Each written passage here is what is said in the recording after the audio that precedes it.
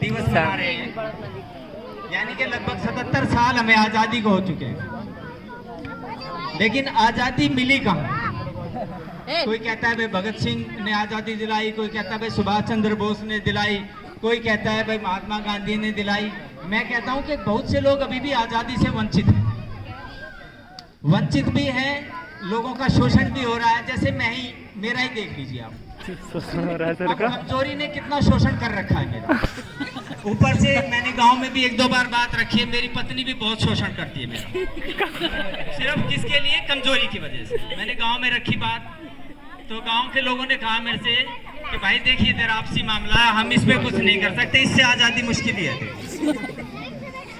जब शादी होने वाली थी, कई साल पहले की बात है, मेरे पापा ने कहा भाई कम पढ़ी लिखी लड़की ले ले। मैं बोला नहीं पापा पढ़ी लिखी लेऊंगा। उसका आज मैं परिणाम भुगत रहा हूँ अच्छी तरह से। तो मैं आप सभी से, बच्चे हैं, कुछ जवान बच्चे भी आए हुए हैं, जब शादी करनी हो तो लड़की कम पढ़ी लिखी हो तो मान लेगी वो आपकी बात।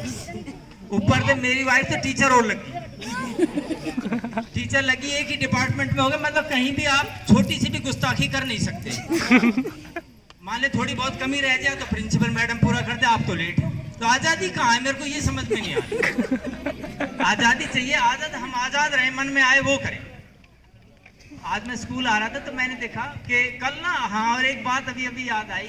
कल मैं डॉक्टर के पास चला गया, तबीयत थोड़ी खराब चल रही थी, क्योंकि कमजोरी में 25 तरह की बीमारी वैसे ही घेर लेंगे आपको। डॉक्टर बोला भाई कुछ खाता पीता भी है कि नहीं? और फिर डॉक्टर बोला थोड़ी देर में, भाई साहब आप तो बहुत ही कमजोर हैं। मैं सोचा मगर भाई बड़ी बेइज्जती हो रही है, मगर डॉक्टर साहब उनसे तो अच्छा ही हो जो मर गए। तो डॉक्टर बोला देख भाई खाए पिए कर, बीमारी तेरे को मेरे को लग नहीं रही कोई बीमारी है। पर मैंने डॉक्टर को भी कहा, मैं डॉक्टर साहब शोषण बहुत हो रहा है, 14 अगस्त था, आज आप थोड़ी सी हेल्प कर दो। उन्होंने कहा भाई इसमें पति पत्नी के मामले में मैं कुछ नहीं कर सकता। आज मैं अपनी शिकायत आपके सामने रख रहा हूँ, यदि आप कुछ कर सकें। एक तुकबंदी अभी जोड़ी, कोई बहुत अच्छी तो नहीं है, लेकिन जब दोनों एक ही डिपार्टमेंट में होते हैं और जरा सी बात पे जब कहा सुनी होती है। एक दिन मैं प्रिंसिपल मैम की बात याद आ गई, थोड़ी सी इनकी बात बता देता हूँ। हमारे राकेश सर हैं, छोटे भाई हैं हमारे। तो देखो कहना नहीं चाहिए, अपनी पत्नी से बहुत प्यार करते हैं, कहना नहीं चाहिए। इनकी हमारी बहन जी का नाम प्रीति है, और कहते भाई प्रीति ये काम करो वो काम करो, और वो भी इनका कहना मानती है। प्रिंसिपल मैडम देखती, क्योंकि इनकी शादी कई साल हो गए प्रिंसिपल मैडम। तो अरे तुम तो प्रीति से ही सब कुछ पूछते हो, प्रीति भी। तो मैं मैडम से कहना चाहूंगा, देखो जी समय समय की बात होती है, किसी की पट जाती है, किसी की ना भी पटती है। आप कहाँ पटती है? भगवान कसम रोज लड़ाई। अब टीचर लग रही है तो आप एक तो बंदी सुनना जरा ध्यान से। उसी स्कूल में हो गया तबादला मेरा भी, जहां पत्नी टीचर बन के आई थी। अब घर हो या स्कूल, दोनों तरफ लड़ाई थी। घर जाओ तो आपने देखा, देखो जिनकी शादी ज्यादा दिन की हो जाती है वो अपने आप ही कहेंगे हाँ भाई बात ठीक कह रहा है। अब सारा दिन मैं दहशत में काटता था, इधर पत्नी चीखती और उधर प्रिंसिपल डांटता था। वैसे तो ये तबादला मेरी तरक्की थी, पर अब हफ्ते में 2 बार कम से कम बेइज्जती होनी पक्की थी।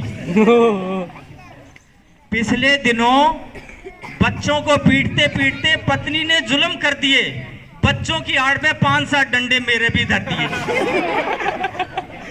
मैं बोला देखती नहीं पति परमेश्वर हूँ।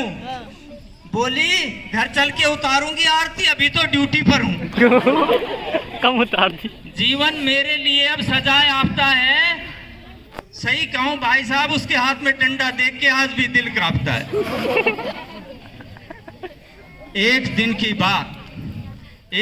की बात पैदा हो गए ऐसे हालात, इधर प्रिंसिपल और उधर पत्नी, दोनों ने एक साथ आवाज लगाई।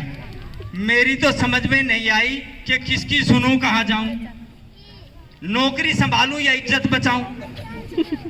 वो तो शुक्र है प्रिंसिपल साहब भी शादीशुदा थे, उन्हें गृहस्थी के सारे नियम पता थे।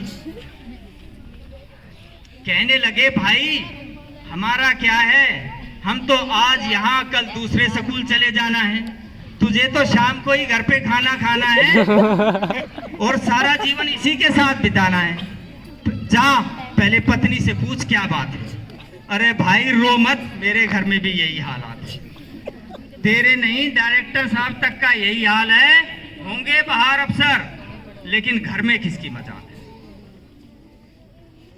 अब तो मतलब इतनी हालत खराब होगी, अब तो डर डर के खोखला सस्पेंड हो गया हूँ। नौकरी जरूर करता हूँ, ऐसा लगता है जैसे सस्पेंड हो गया। अभी पिछले दिनों की बात है, दिन था वैलेंटाइन और प्रिंसिपल मैडम ने क्लास लगा दी कंबाइंड। मैंने तो वैसे ही पूछ लिया, कहो तो चले कॉफी शॉप में, क्योंकि पढ़ी लिखी है ना। बोली बंद करवा दूंगी छेड़खानी के आरोप। ये घर नहीं स्कूल है, यहाँ पत्नी वाला रिश्ता नहीं चलेगा। और भाई पढ़ाएगा ट्यूशन तो उसमें भी हिस्सा आधा आधा बटेगा। सच्चाई तो ये है दोस्तों, मैं लेक्चरर होके भी लाचार था। मैं तो लेक्चरर होके भी लाचार था, मेरा ज्ञान उसके सामने सब बेकार था। वो गेस्ट टीचर होके भी पूरी थानेदार थी, बिना स्टार के ही सुपरस्टार थी। लेकिन कोई शिकवा ना गिला, क्योंकि इस बार स्कूल की तरफ से मैडम ने पहले बता दिया, बहादुरी का इनाम मुझे ही मिला। वो क्यों मिला?